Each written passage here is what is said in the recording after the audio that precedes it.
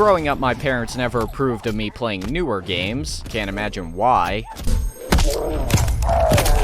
Damn, did I already win the Not Suitable for Advertisers challenge? Well, I'll have plenty more chances if not. Anyway, this meant I grew up with retro stuff. My first video game console was a Sega Genesis Mini, and let me tell you, this thing kicked ass. My next, though, was a SNES Classic, so I got to appreciate both of the best retro libraries of the time. Although, I will admit, I did kind of like the SNES more. I mean, Genesis is still awesome, but the main draws for me on that front were Sonic and Alex Kidd. But the SNES had Super Metroid, Super Mario World, A Link to the Past, Earthbound, Secret of Mana, except you know which one everyone else played that I didn't as much growing up?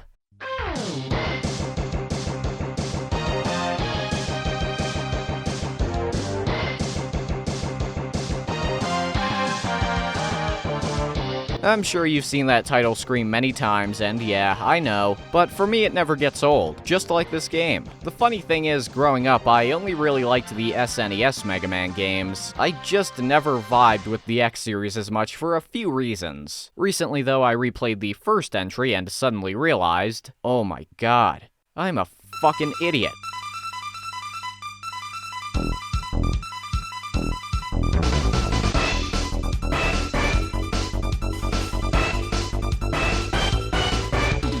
I know everyone and their grandmas talked about this game, but I just can't help myself. It's disappointing to find that ever since I was born, I've never gotten to see this series make any kind of grand return. It remains in this limbo like the main games, although I think this one is even less likely to see a major comeback, let alone any kind of direct continuation. Which is sad, and it got me reminiscing about this awesome little game that encapsulates almost everything I love about the series and action platformers. In this video, I want to talk about why that is. Although I promise you, not all of them may be reasons you've heard other people say, mainly because they haven't watched as many obscure anime. On an unrelated note, still haven't ventured into Civilization in years. As I said, this is going to be more of a reminiscence than a deep analysis or anything, but on the off chance you're one of the few people who hasn't played it yet, and you don't care about the game being spoiled, I'll do my best to convince you why you should. Unless you just hate platformers and retro gaming, but I don't know. I guess I'll be making jokes too, and anime. So flashback to 1987, and Capcom releases a game called Mega Man on the Famicom or Nintendo in America. It's fun, but also flawed and sold kind of okay. But the team were passionate, and so they put together a sequel, Mega Man 2. With that one, they struck gold, and Capcom came barging in with big old sacks of cash like, alright guys, more of those please. And hot damn, the team was up to the task.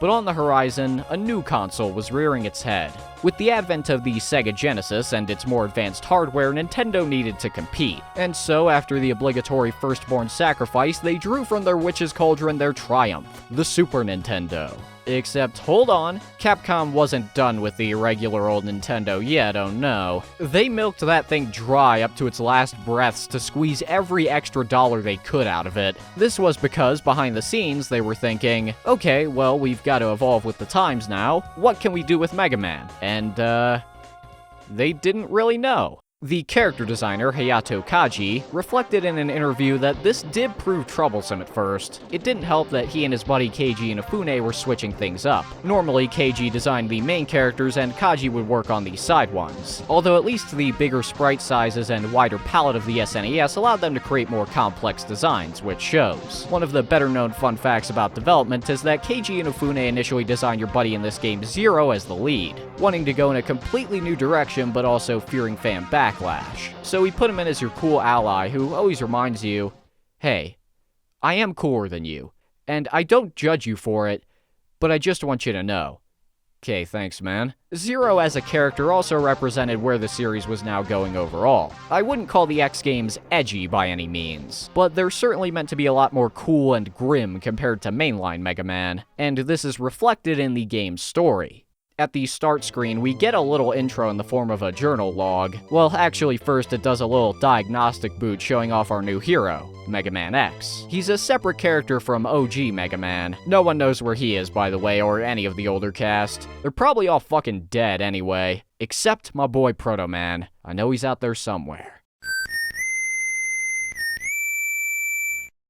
Nah, he's fucking dead. X here was developed by the original Mega Man's creator, Dr. Light, as the first robot with completely human-like free will. However, Dr. Light, unlike many with such an idea, is not a complete moron. When we find that meteor, we'll find Dr. Wally. And so, he puts X in a diagnostic sleep mode to run tests and make sure when he pops out he doesn't go all am. 1/1000th of the hate I feel for humans at this micro-instant. 30 years later, Dr. Kane comes along, who's alluded to here and in the manual but is not seen in this game. He dug up X, and unfortunately, unlike Light, he is a complete moron, since he decides to start mass-producing these free will robots dubbed Reploids. Because, you know, the diagnostics worked on one, so it'll work on all of them, right?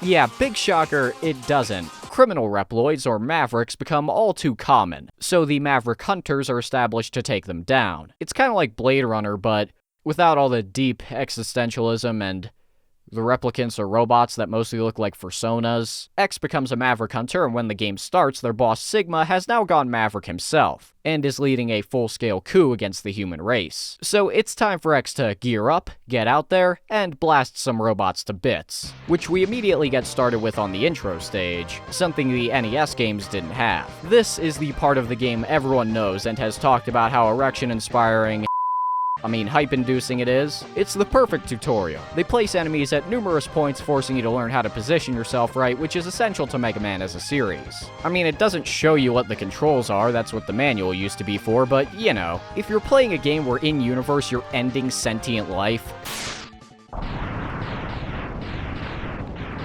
yeah, I think you should be able to pick up on how to do the wall jump. Aside from that addition, the core gameplay when you kick things off here isn't too far from its NES ancestors. You run, you jump, you shoot robots, jump over the instant death pits, you know the drill. A useful fact about X is that he has a built-in energy balancer. You had to unlock that part in the classic games, but here whenever you pick up an energy refill and you don't have a weapon equipped, it'll automatically refill the one that's at the lowest, which is a nice quality of life feature. It meant I felt a lot more inclined to use the special weapons. And you know what else is nice? The option to exit any stage I've beaten from the menu. So if, like an idiot, I clicked on the wrong one, I can just go, goodbye.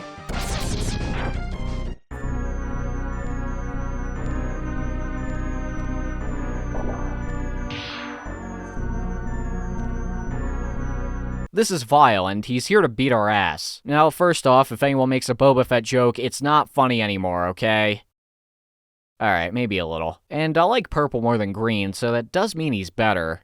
How dare you, sir? But secondly, this shit is iconic. The scene where Vile is pummeling you and you just can't beat him. But then Zero comes in to show why he's the best, and says that one day even you might be as cool as he is. Well, X, not you watching this. From here we get the boss select screen, which I never get tired of in these games. I always love seeing all the portraits. Although we've got a map here too that shows us the city and where these guys are causing their chaos. Nice bit of world building. Also, you can check their stats, so if you wanted to know that Armored Armadillo is 6.36 feet, there you go. Oh yeah, like I alluded to, the bosses are animals now. In the original games, it was the more human-looking robot masters, with the naming scheme going like Metal Man, Airman, Woodman. With the Mavericks, just replace man with an animal, and it's the same basic kind of pattern. Chill Penguin, Boomer Kawanger, Launch Octopus, Flame Mammoth, Storm Eagle, Sting Chameleon, Spark Mandrill, and Armored Armadillo.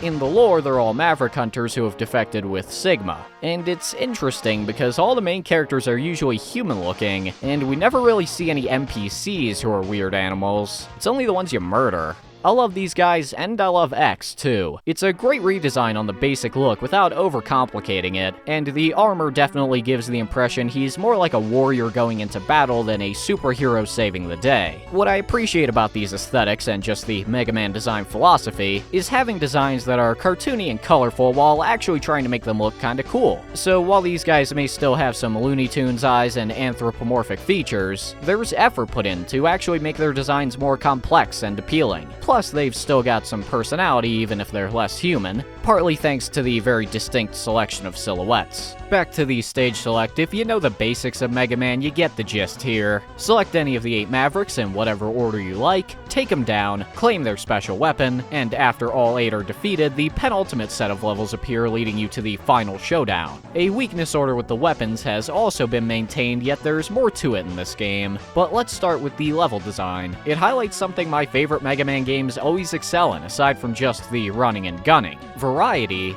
and urgency. They're always throwing new shit at you, or at least switching up what you've seen before in a more challenging way, and it almost never drags. Pretty much all the levels maintain a solid sense of speed. The game's not super difficult or anything, but it's old school. If you get careless and fuck around, you're dead. There are a solid balance of action set pieces, platforming, and enemy encounters, and usually they mix the latter two just fine as well. I think having enemies that come in at weird arcs in these more cramped climbing sections packed with other ones is the only time I found things a bit obnoxious. But that's in the final stages anyway, and other than that spot, I'm struggling to think of any point I strongly dislike, since the special weapons and parts in this game give you so many unique options for overcoming obstacles. The only one I'm really mixed on out of the main 8 is Launch Octopus's stage. It drags sometimes, but mainly if you're going for the heart tank, since you're gonna have to fight 4 mini-bosses, one of which is just blowing you into spike pits, which kinda lame, but the other stages sure aren't. Well, I'll admit I find Sting Chameleons a little unmemorable aside from the mech segment, but I love all the others, and neither of the 2 I mentioned are bad. Spark Mandrills is all about electricity, so you've gotta be quick, dodging chain lightning, rapidly flying enemies, and of course sparks. In Storm Eagles, you ascend through an airport rife with precarious jumps while clearing enemies off platforms. Flame Mammoths has lava you've got to avoid, but it can also be a great showcase of how when you learn to master this game's dash, then you just leave everything in the dust. Also, it's nice to know Metools still exist after all these scientific advancements. It's the same in both cases with Armored Armadillo's stage, which also has these awesome set pieces where you shoot through the mine on this moving platform, blasting everything in your path. I mean, it does make the game chug a little, but I don't know. I'm kinda used to that sort of shit. Chill Penguin's stage is a solid intro, and where you also get to pilot a mech for but a sweet brief moment. My favorite, though, is Boomer Kawanger's stage, which is ironic, because in the classic games, the more vertical levels tended to, for lack of a better term, piss me the fuck off. But with the wall jump in this game, scaling vertically is a lot more fun. Now you don't have to start every climb afresh. It's a tough level, definitely not one I like doing first, but it's fun to get down. You ascend through enemy-filled shafts, there's this stealth section where you've got to try not to trigger these lasers, and then you have to also try not to get crushed going up this elevator. This stage is the best at instilling the feeling of going through this boss's lair, where it's like they're throwing everything they have at you to try and keep you from reaching the top. Man, this game is so good at making you feel like a badass. A feature I always liked was how beating certain levels in a certain order affects others. Storm Eagle's ship crashes into Spark Mandrill's stage, eliminating those shocking floor hazards. Although it'll make this section darker, which can make it more difficult to see what the fuck you're doing trying to get the heart tank. Clear Launch Octopus, and you flub part of Sting Chameleon's stage, allowing you to reach a heart tank easier. And of course, Chill Penguins freezes the lava and Flame Mammoths. I'm aware this is a pretty widely known thing. Murderers. Yeah. Oh, Clinton, he murdered a guy. Yeah, you know, we're not allowed. I'm probably not blowing your mind, but I don't know. I feel like I still don't see a ton of games that take advantage of their unique formula to this level. The other X games sometimes would try and do things to switch up the stages, like the Nightmare system in X6, and 2 and 3 have some little things like this, but I was surprised to see that this was the only game that seemed to put effort into this kind of real cohesion, since again, it's cool world building too. Like, we just caused a disaster crashing an airliner into a major source of energy production, and had to kill our former comrades, and even though the day may be won, there's still many more conflicts ahead, endless even, perhaps. perhaps? Is that the nature of the Reploids? Are they doomed to repeat the same mistakes as their creators and consign themselves to oblivion in their own pursuit of power? Yeah, action platforming adventure. Fuck them robots. You can tell the devs were excited with the new technical capabilities of the SNES's hardware. They were cramping these things with as much cool and colorful shit as possible. And yeah, I love the graphics. I know I'm biased, I grew up with the SNES, but this game in particular always manages to look vibrant without being overly garish. What could possibly make these stages better?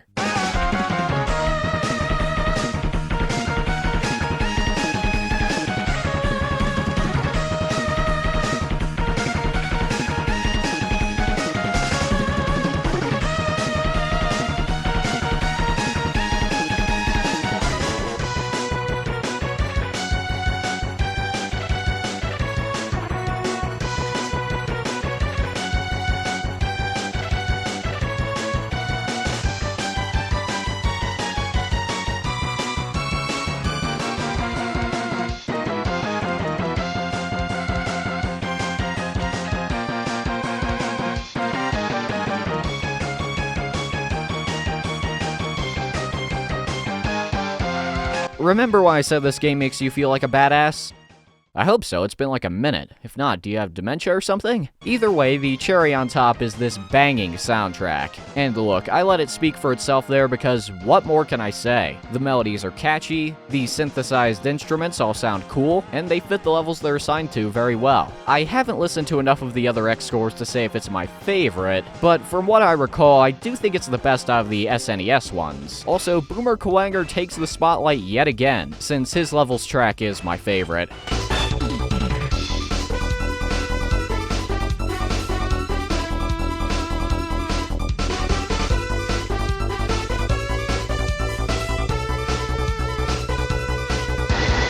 Damn, man, even the password select screen sounds kinda catchy.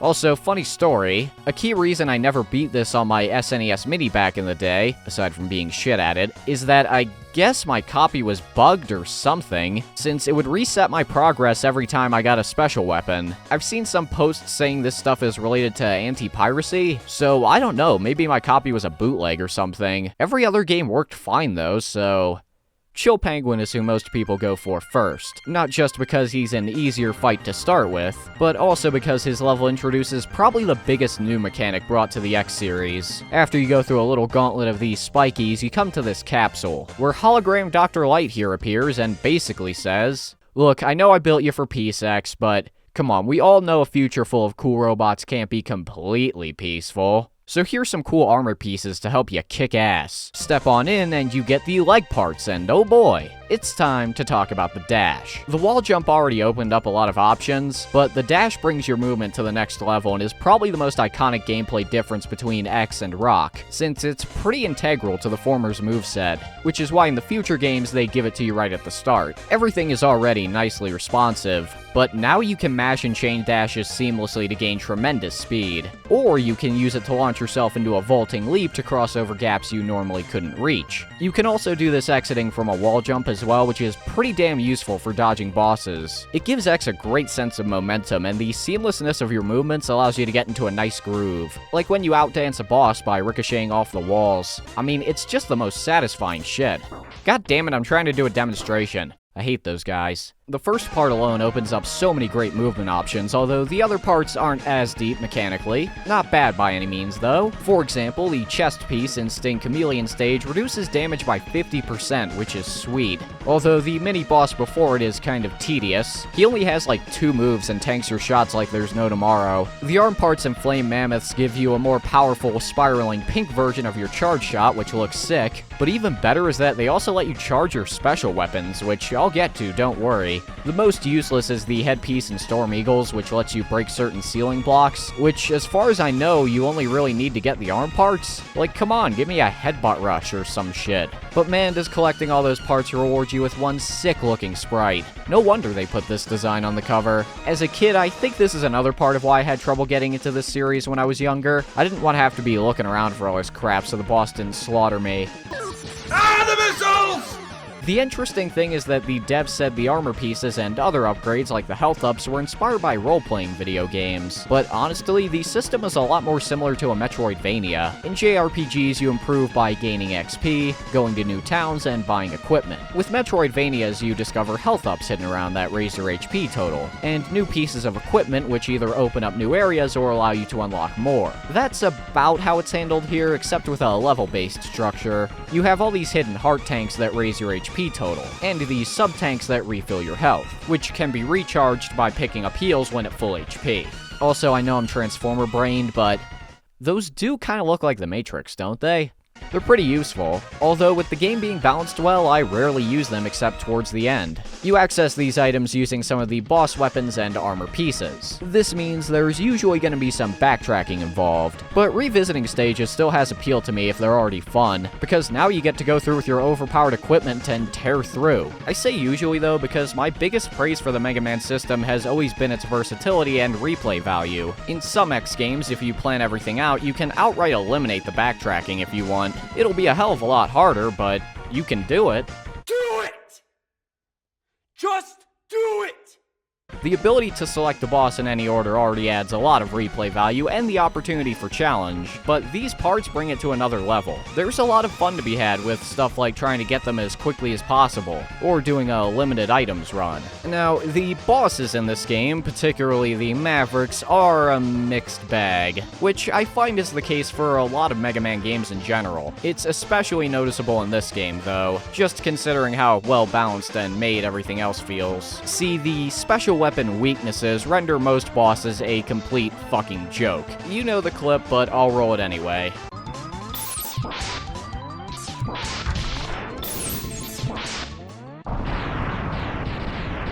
And I have no defense. The special weapons are a lot of fun, but yeah, they trivialize a lot of these Mavericks, which is a shame because without that, these are actually some good fights. They're quick and hit harder earlier on when you don't have the chest upgrade and heart tanks. None of them feel unfair, but they're still challenging enough to where you feel like you have to try. A solid balance, I think, all in all. There's always one boss where I can just never quite get them down in each of these games, though. And in this case, for me, it would be Sting Chameleon. Like, am I stupid? Or are those thorns kinda hard to dodge? And Armored Armadillo requires more patience, which... gotta go fast! Fucking Sonic has ruined my brain. Storm Eagle and Chill Penguin are on the easier side, but still fun. Flame Mammoth is also pretty manageable, but it's cool with how he has a conveyor belt built into his fight like Metal Man. Spark Mandrill and Launch Octopus took me more attempts since they really come at you, but damn, I'm glad I chose to fight this big ape with the Buster, because he's honestly a good brawl when it's not a one-sided beatdown. Boomer Kwanger is still the best though. I love the high-speed battles in this game, the ones that make you really have to try and cover as much ground as you can with the dash to try and stay ahead of your enemy, and with how he'll dash at you and turn invisible to try and fuck with your perception, it's a great showcase for this. Well, again, if you don't use his weakness. Last thing I want to mention before getting to the back end of the game are the special weapons. I don't know if I'd say it's the best arsenal in any Mega Man game, but it's a nice selection. Boomer Cutter is similar to Cutman's Rolling Cutter. It has the same issue where the arc it moves at means it can be a pain to hit stuff in some scenarios, but it can grab items, which is cool. I think it's nice whenever the weapons have uses outside of combat.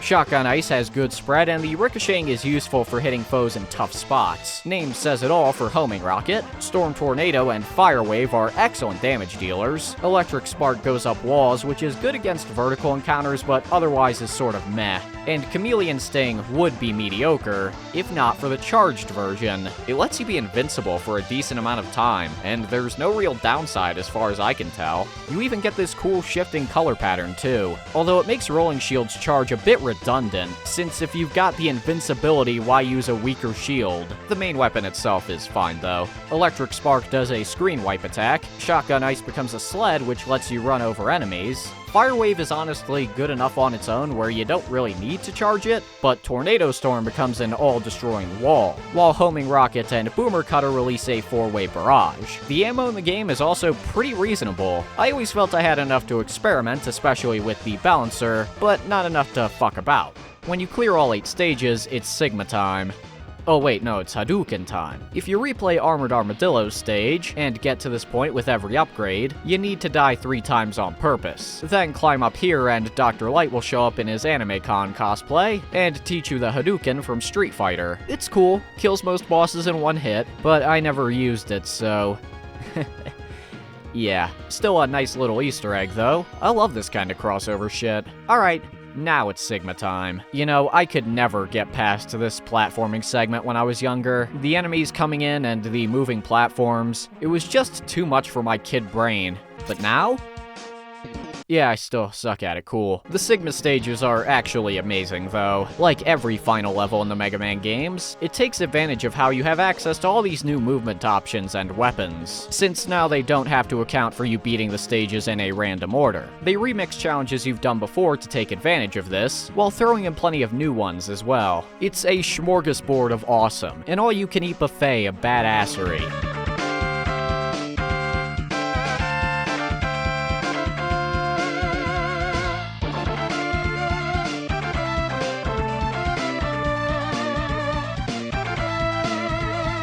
The bosses are some of my favorites in Sigma Hideout. First, we get a mini-boss rematch with Vile, which is actually story-relevant. Zero comes in to help out, but in the end he can't overcome Vile and self-destructs to destroy his war mech, giving us a chance to fight him mano-a-mano. He dashes like you, which, like Boomer Quanger, is fun. Kinda gives you a taste of your own medicine. He's not super tough. I actually got him on my first go with no practice, but it's really the energy and momentum of the fight that makes it one of my favorites. I'll also give this game some credit for trying to have a little more of a plot. I mean, there's no context unless you read the manual, but you can tell Zero's your buddy, and there is a sort of mini-arc for X here, where, as Zero said, he does come to be more powerful than him. Although the choice of music is a bit unfitting.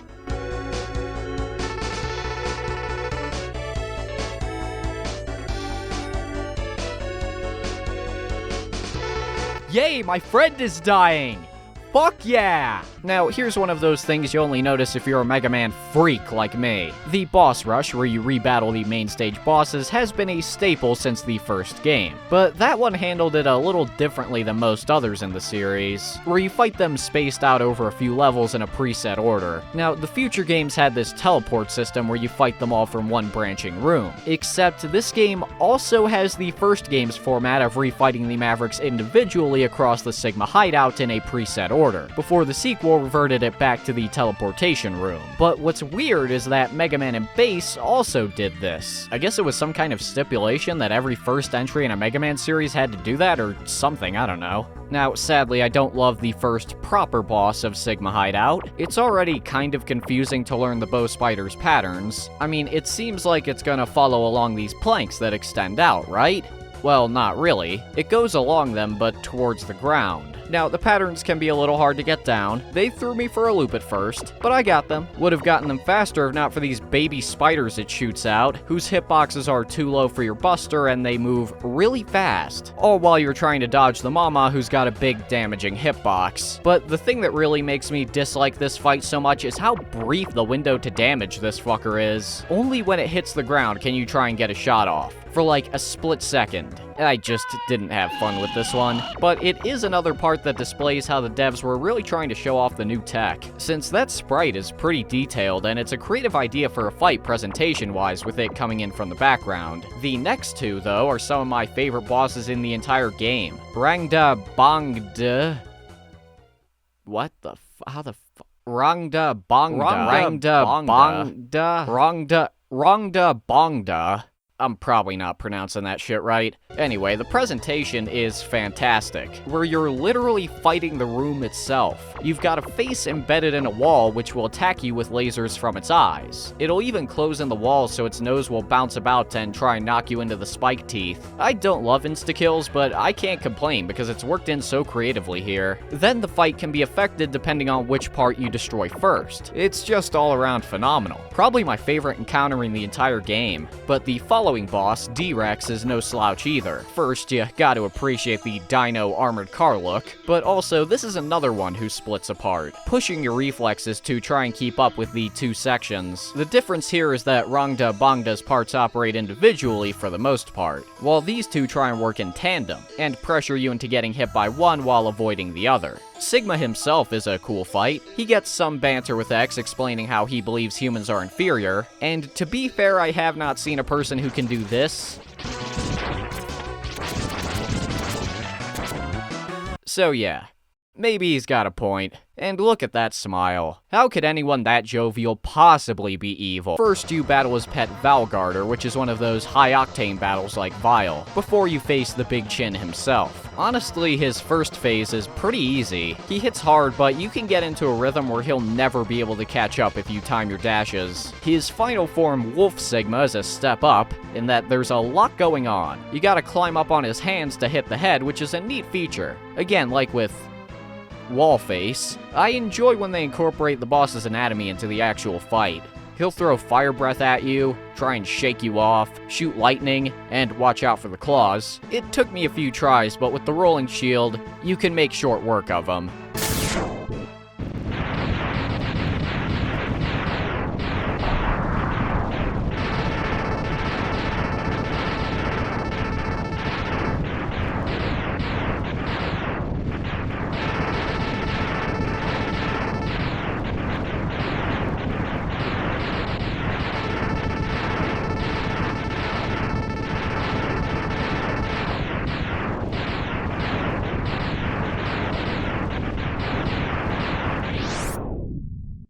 The game ends with Sigma's fortress crumbling as X watches, and we get a slightly melancholic ending with this text crawl, where he reflects on the events of the game and wonders just how much longer this fight will go on. X's character has always involved him being trapped in a cycle of violence that he can't escape. He was built for times of peace, but his very existence inadvertently made that an impossibility, at least for the time, because of the Reploids and their results. It's not actually his fault, but he's still the one who has to spend days on end killing his own kind over and over again, watching his friends die. And it's even more screwed up, because on a meta level, he's kind of trapped in it permanently. Since the entire X universe remains kind of unresolved, X's struggle may never be complete. But you know, it isn't hopeless. Maybe we'll never get another real X game, but we still have this absolute masterclass in action platforming design, and the incredible legacy it's left behind. This game is still influencing people today. For example, I've just started playing Gravity Circuit, which was clearly made as a tribute to the series, and if you like this game, you should check it out. It does a good job of capturing the same sense of fun and energy that this one does. That fan game Mega Man X Corrupted seems to be coming along, somewhat,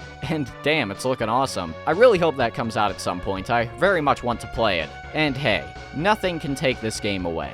Except, you know, if some kind of nuclear war breaks out, or a fucking plague hits, home invasions, fucking supernatural phenomena. Ghosts are real, you know. And of course, there's also the looming element of my ever-impending death anyway from being trapped in this meat sack. I'd say it's easily the best game of 1993. I mean, what else came out in 1993?